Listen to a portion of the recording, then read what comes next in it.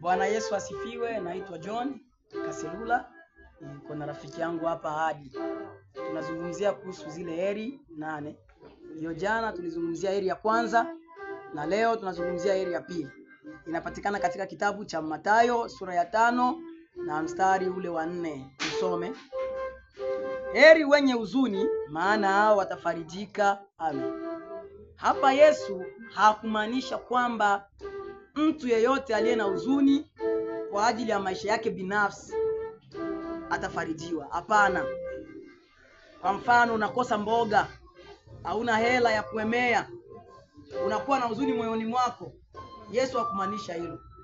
Yesu alimaanisha kwamba mtu ambaye ana huzuni kwa ajili ya matendo mabaya aliyoyatenda na kuyatubu na kuyaacha, mtu huyo atafarijiwa. Mfano ulio hai, tunachukua mfano wa Petro. Petro alikuwa miongoni mwa wanafunzi wa Yesu, alitembea na Yesu siku nyingi. Lakini Petro huyo ilifikia hatua alimkana Yesu mara ya kwanza, mara ya pili, hadi mara ya 3. Baada ya jogoo kuwika, Petro aligundua neno ambalo Yesu alilisema.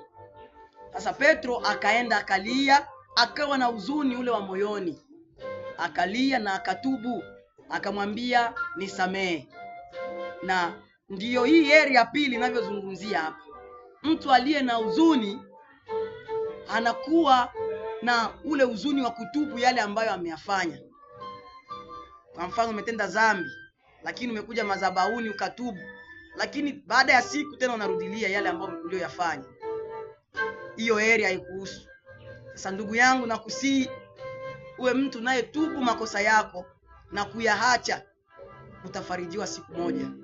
Sasa walio wengi hawataki kuacha makosa yao, wanatubu kwa juu, lakini hawataki kuyaacha makosa yao.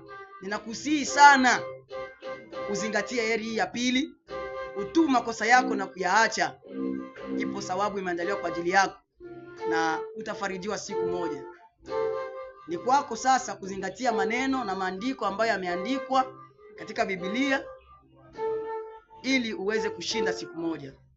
Imeandaliwa na John Kaselula mafuta na niko na mwenzangu Hadi Giome, na Mungu awabariki sana. Amina.